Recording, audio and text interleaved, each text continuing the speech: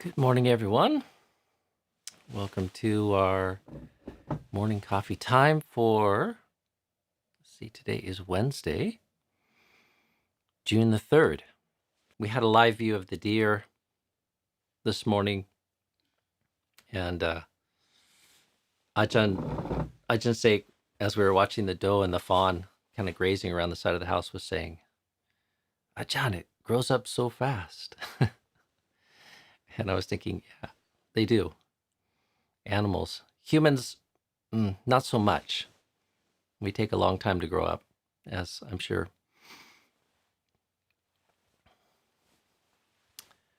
And I mean that in every kind of way. So, a little news, something I forgot to mention yesterday. I know several of you are fans of Ajahn Viradamo, and he's been doing some Zoom talks.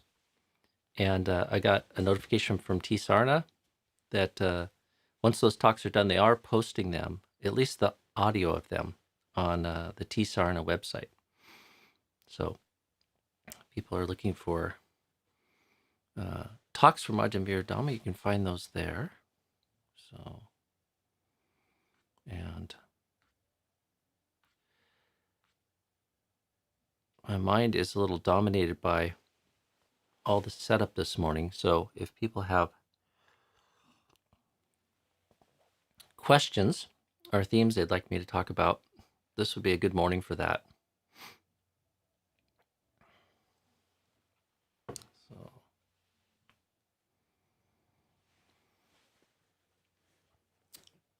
the only notable thing in my morning meditation this morning was just thinking about what one might call the subtle forms of hindrances or defilements. And I don't oftentimes think of them as hindrances. They're more, oftentimes they're these more durable habits of thought. And I was just seeing this very old, familiar pattern where the mind is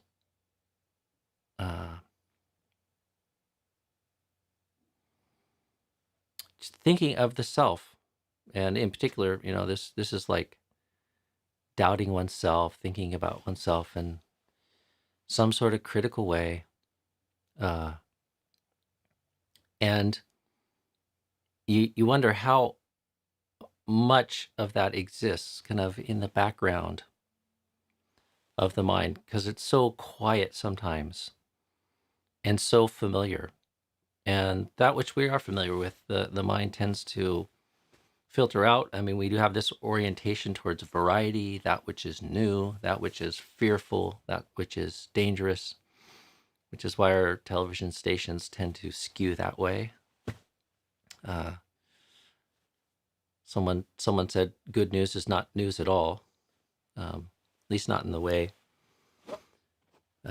newspapers and broadcast news works, because it's not as gripping as threat, danger, fear. But I was looking at this very old, familiar. I wouldn't call it a friend. It's no friend of mine. It's the kind of thing that just keeps one from getting to serenity and joy.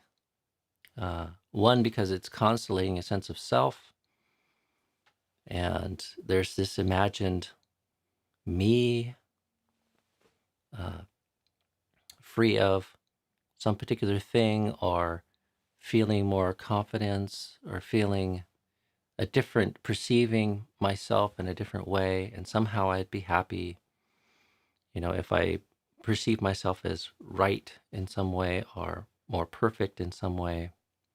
And so it's just, this kind of habit of selfing, constellating around self-doubt, self-criticism, and just so quiet. But it's that thing preventing the mind from moving into a more beautiful space and a more present, holistic, silent space. And I was just thinking of it like, I don't know how to I mean, I could classify that as a hindrance, obviously, but it doesn't fit so neatly into the way I think of the hindrances all the time. But it's certainly hindering something. And maybe why meditation feels so good is we get a very full release from all those, let's say, unconscious background forms of unskillful thinking and perceiving. So they're good things to listen to and identify in your meditation, especially if you can see them in a way where you don't identify with them and you can bring them to resolution. They're just these petty impediments, these subtle delusions, many of them highly conditioned, thought habits. So, all right, well, let's see.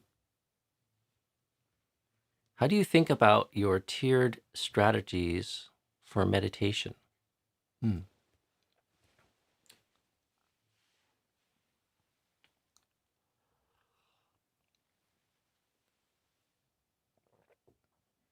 Well, I often talk about tiered strategies for meditation when we talk about the 5 ways of removing distracting thoughts or just unskillful states of mind, if you want to generalize it a bit more.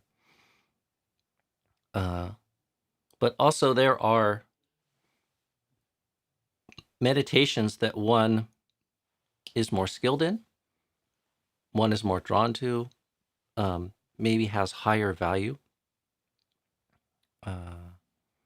One feels an affinity for, like in the commentaries, they make much of this, like assessing one's character type, and then it prescribes various meditations for various character types. So, one is more prone to anger.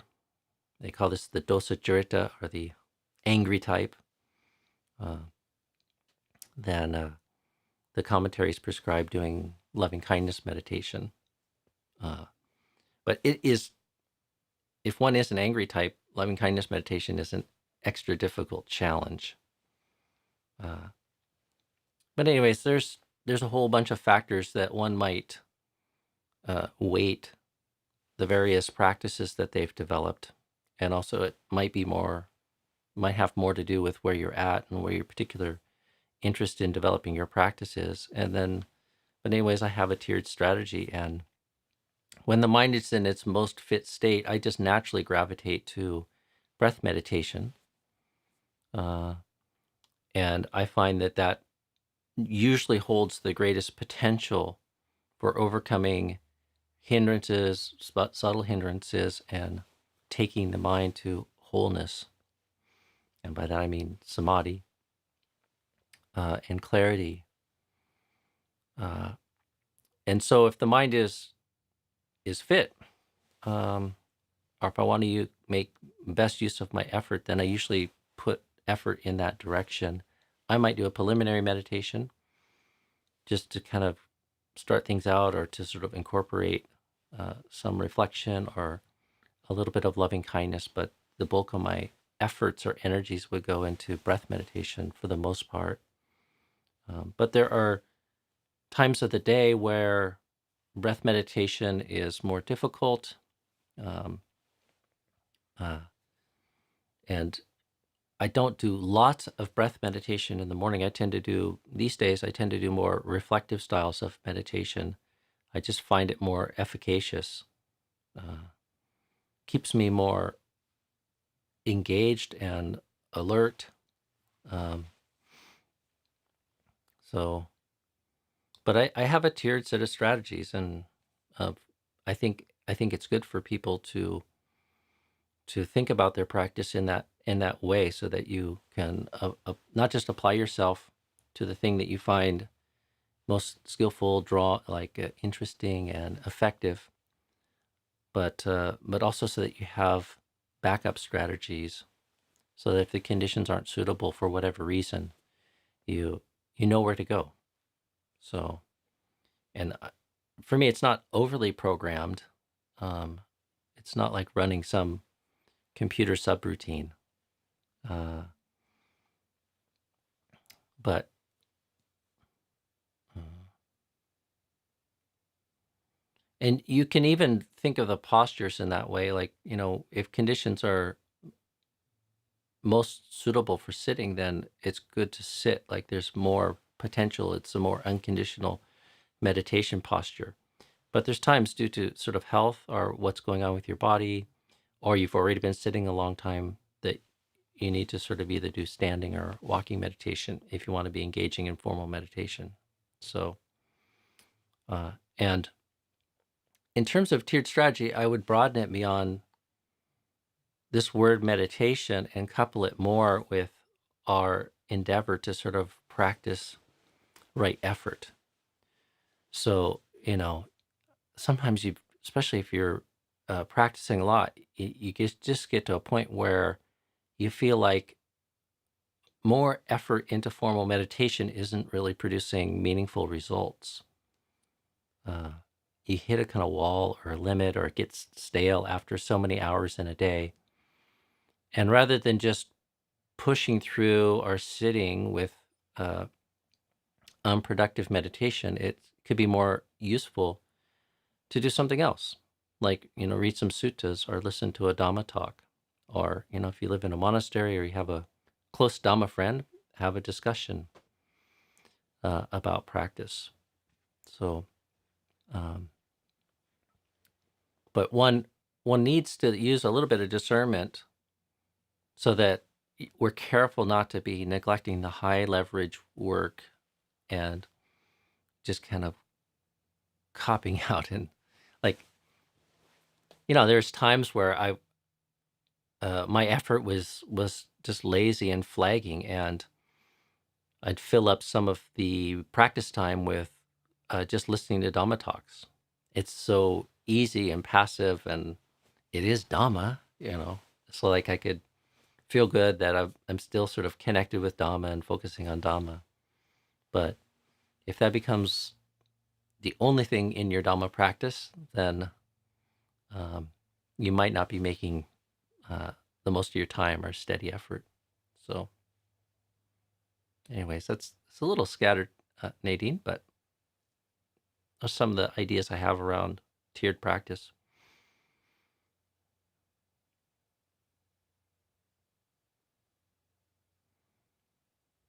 Shelley's eternal questions about windsurfing. For those of you who don't know, we live in one of the best places for windsurfing in the world. And so Shelley and many of our other friends are avid windsurfers. That's a strong part of their connection to the sense realm.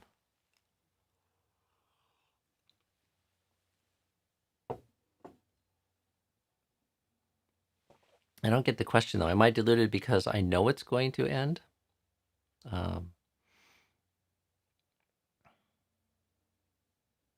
Knowing that it's going to end is anicca sanya. So,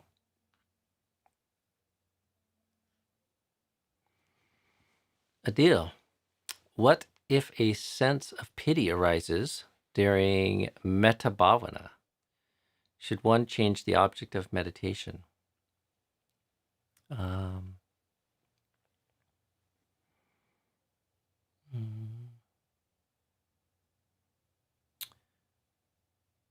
If it overwhelms and dominates the mind, and, like, I'm going to interpret pity as an unskillful state of mind. Some people might think of it as closer to compassion or something, but when I think of pity, I think of it as, on the unskillful side, there's like a bit of delusion operating in there, and it's something that's weighing on the heart, as opposed to compassion, which is sitting on the other side of that skillful unskillful divide. So one does need to guard against it. I mean, oftentimes, they talk about subtle ways that metta bhavana can go wrong, and one of the chief is it turns into just affection. So meaning like love with attachment, or even sensual or sexual desire for a person. So, but if a sense of pity arises, then I would just see if you can uh, purify that or adjust it, turn it into compassion, uh, or some of what motivates us to feel pity is not all that different than the draw to uh, arouse and exercise goodwill towards a person. So, like, you're in that empathetic relationship with another, or the thought of another, if it's in the midst of meditation. And so, and if one sees that it's got more of that feeling or color of feeling pity towards someone, see if you can just correct for that.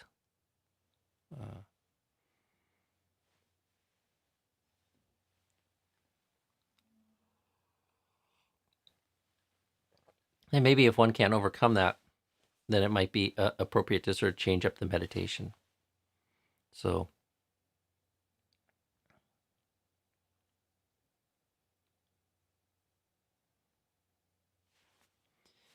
Moria, good morning. When one remembers something unskillful from the past, what is suggested?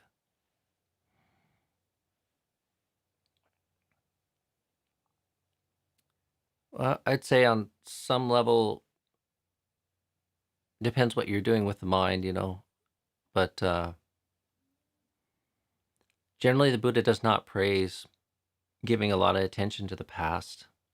And so, if something unskillful kind of comes up, then,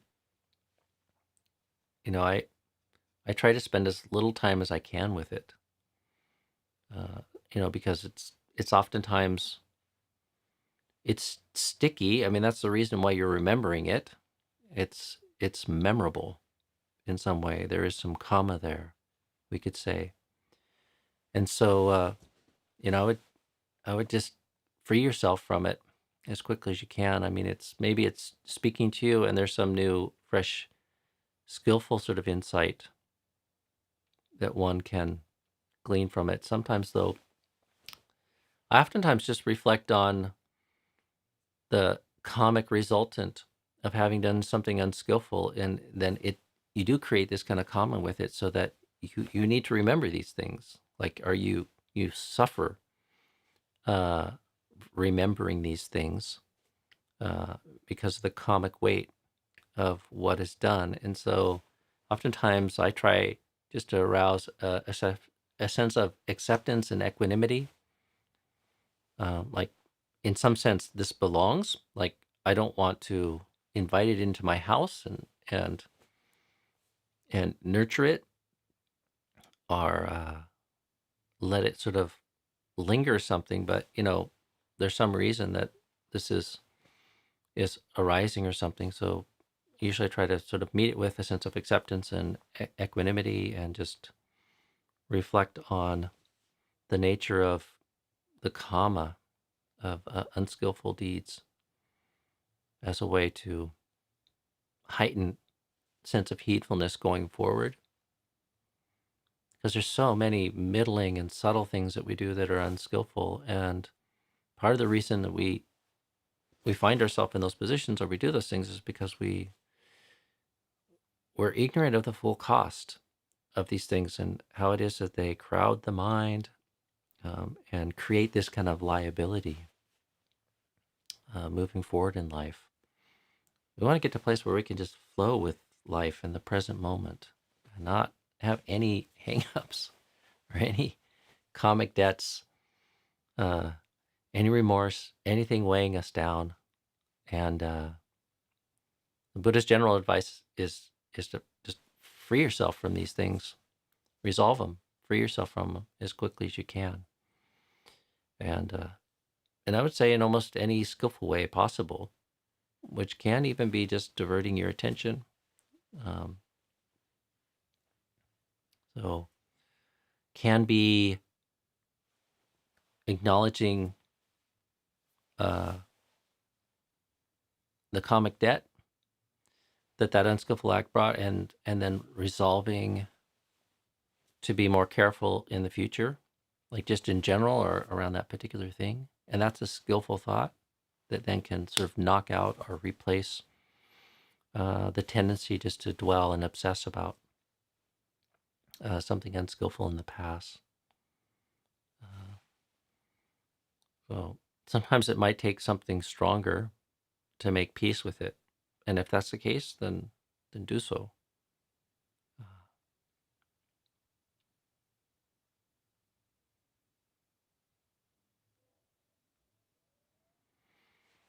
Eva Z. Ajahn, how can we make metta more of a daily practice that has more depth than just reciting the usual verses? Thank you. Mhm. Well, the verses are there as a meditative form or just as a suggestion to kindle metta, to kindle goodwill, thoughts of friendliness, thoughts of well-wishing for others.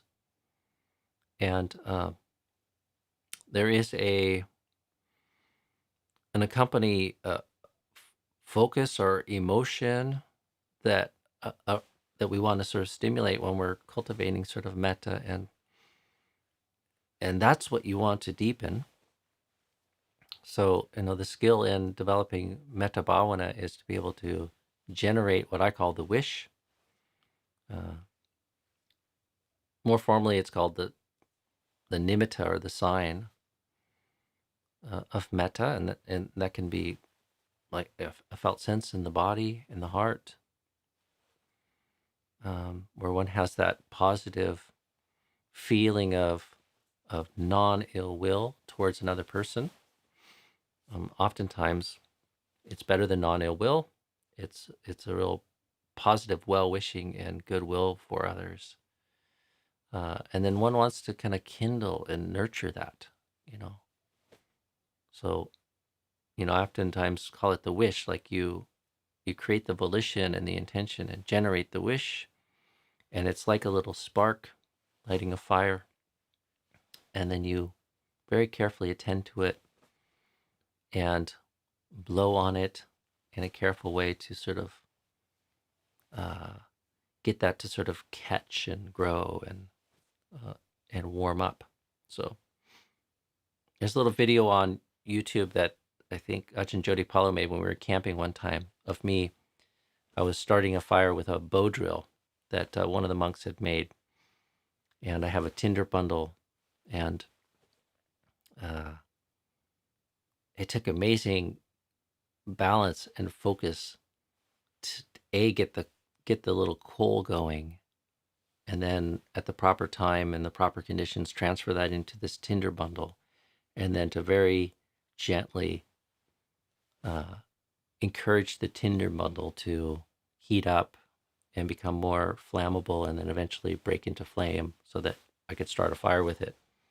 And one of the monks cut a little video of that with, I think, Ajahn Krunadamo reading a quote from Ajahn Chah. So, and I think that's a great image of how we put effort into developing metta bhavana, or at least how I think of it, one way I conceive of it. So that's one way to kind of get depth. Of course, the other one I mentioned the other day, which is through speech and action. And the Buddha encourages that. He doesn't encourage you just to sit and think thoughts of love and kindness. That is high praise for the people that do that. But you should also develop metta sort of in mind, in speech, and body.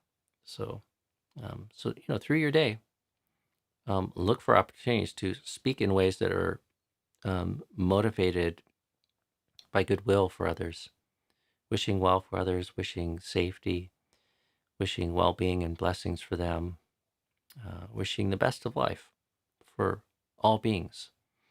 And one can just practice that as you move through your day. And in some ways, it's easier than some very narrow sense of being perfectly mindful moving through the day. So it can be a very useful strategy to keep one's mind sort of tethered to something wholesome and skillful as you move through the day, and then be looking for opportunities to speak in kind ways and speak with goodwill and do kind acts based on that.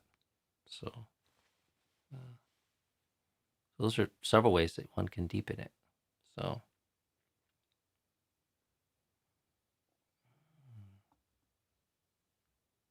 let's see, we're coming up on 8:30 here.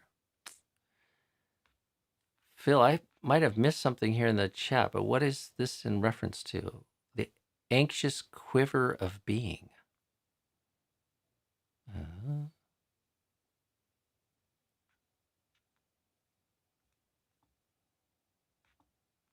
Interesting phrase. The anxious quiver of being. Is that in reference to, well, I don't know. I won't guess. Let's see. Sarah, can you expand on what you mean by reflective meditation, or what reflective meditation looks like?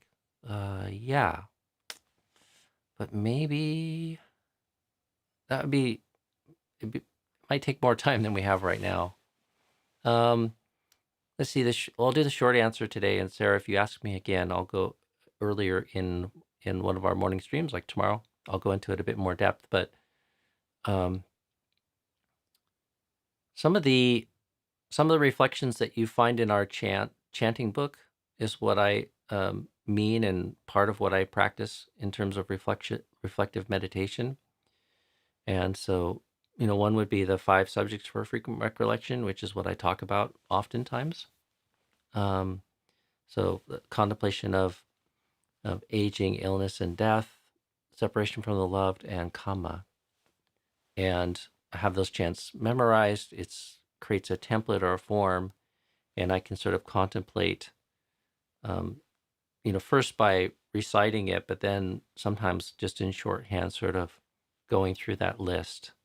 I'm of the nature to age, and I might not go through the whole thing again, but just bring the mind to the truth of aging again, and contemplating how I feel about that, what that evokes in the mind in the present moment, checking where I'm at with the truth of that. Also maybe contemplating how that relates to the whole notion of dukkha in the Buddhist teachings. So, and then doing that for the other ones. Another one I like to do is from the Karaniya Metta Sutta. There's 15 qualities in the very early part of that. So that's also in our chanting book. And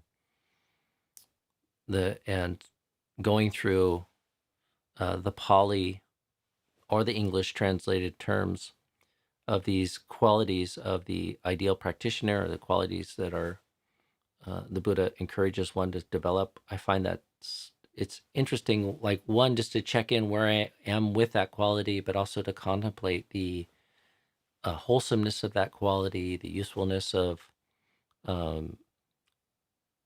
putting forth effort to become a person that is more in touch with those qualities of mine. So,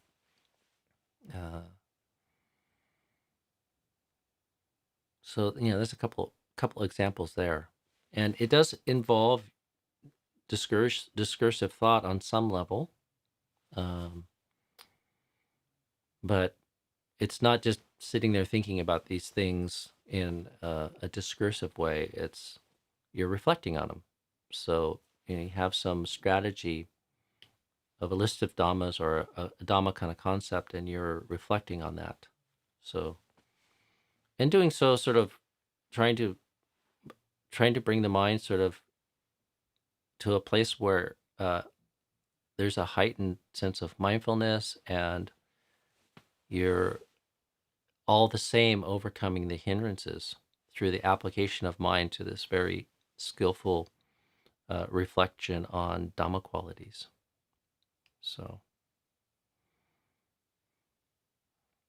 okay, well, I'm going to leave it at that today. Sorry, can't catch up with everybody and all the comments here. Okay, good. That's what I was looking for. I thought you were talking about, yeah, that feeling I was talking about in the early part of the stream when you're meditating. So that's what I hope you're talking about.